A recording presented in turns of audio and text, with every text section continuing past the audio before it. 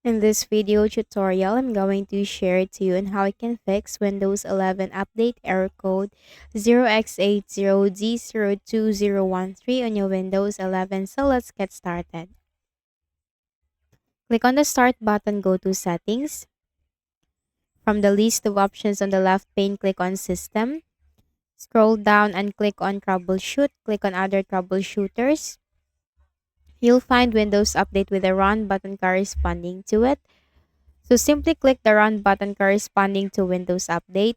So this will detect for any issues that you are facing on your Windows, and this will also give you suggestions and recommendations in fixing the issue. So run the Windows Update troubleshooter. As you can see, this will ask you for the problem that you are facing, and then you will also be given again the suggestions and recommendations. So simply run the Windows Update troubleshooter, and then after doing so, right click at the Start button, shut down or sign out, and restart your Windows. Then go to the Windows search bar and simply type services. Click on it under the best match.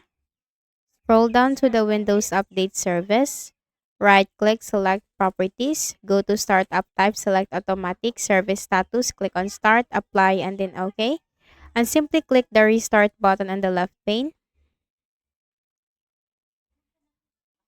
And after doing so, right click at the start button, shut down or sign out, and restart your Windows. Then the last thing that you can do is to go to the Windows search bar and type CMD.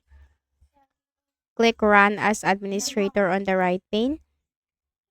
Click yes, and simply copy these commands, which will be posted in the description box below, to reset the Windows Update components.